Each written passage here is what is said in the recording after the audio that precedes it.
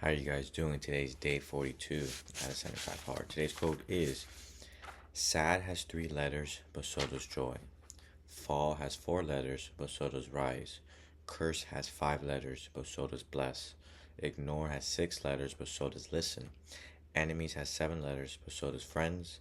Immature has 8 letters, but so does maturity. Ignorance has 9 letters, but so does knowledge. Negativity has 10 letters, but so does positivity. You have 2 realities to choose from. It's up to you to decide which one you want to live. By Alex Wolff.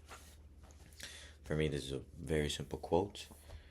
It's true. You have 2 options or 2 realities to choose from. Do you want to look at the negative perspective, or do you want to look at the positive perspective of it? That is all up to you. You do have a choice. That's the way I interpret the quote. Let me know in the comments.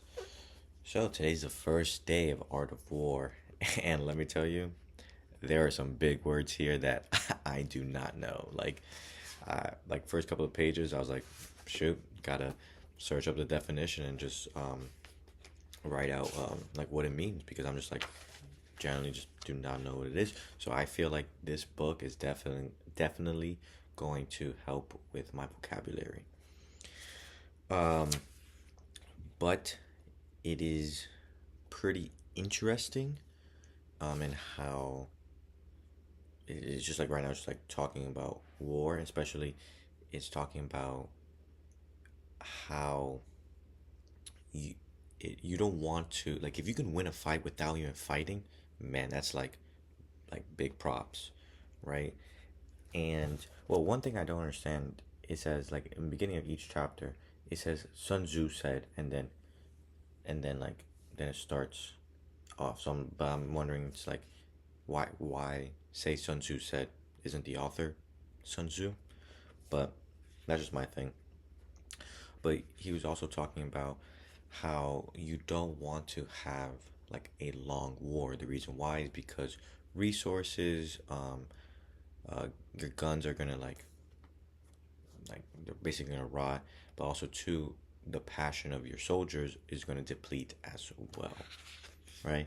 So it says when you engage in actual fighting, if victory is long incoming, then men's weapons will grow dull, and their ardor, which I did not know what that means, which is passion, will be damped. If you lay siege to a town, you exhaust your strength, right? And then it's also, he was talking about like, you gotta attack where he is unprepared, appear where you are not expected. So it's like, if they think you're far, you're actually near. If they think you're near, you're far. Like, it's actually just like how it's just like you're deceiving, right? All warfare is based on deception. That's what I just mentioned. Um, it's also talking about how a wise general makes a point of foraging on the enemy. 1 carload of the enemy's provisions is equivalent to 20 of one's own, and likewise a single picul, which is a unit of weight in like Southeast Asia, of his provender is equivalent to 20 from one's own store. Right? In war, then let your great object be victory, not lengthy campaigns. So yeah, it's just like right now, it's just I'm just trying to understand. Just this book is just very new to me. Like the supreme excellence consists in breaking the enemy's resistance without fighting. So yeah, I feel like, well, it is a strategic book, but definitely gonna learn a lot. This is one of my favorite things that I read for today's reading. Is if you know the enemy and know yourself, you need not fear the result of 100 battles. If you know yourself but not the enemy, for every victory gained, you will also suffer a defeat.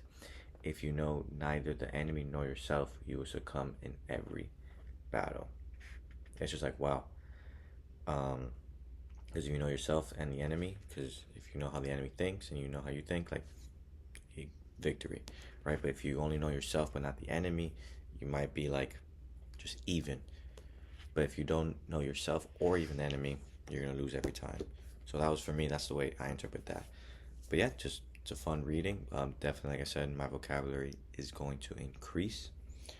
Um, Exhausted. I've been up since 4.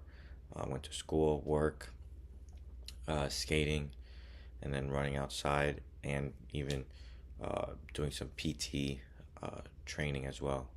So yeah, definitely exhausted right now. I'm definitely feeling day 42 for this week. I would say great week mentally, physically. Feet were hurting just from more running and skating, but just like running like longer distances is the reason why like my feet were hurting. But yeah, just exhausted and honestly just trying to squeeze every opportunity I can in each day. Just for me, it's like I like when I do so much, I feel like all right, like I feel good. I'm like, I accomplished today. I utilize my 24 hours, right? And definitely just like gotta learn how to like put in relaxing parts of my day, because sometimes I just feel like I'm go go go go go, and I just sometimes need to like relax, right? So just something I got to figure out, but you know what, in due time. But yeah, um tomorrow's day 43, so let's get it.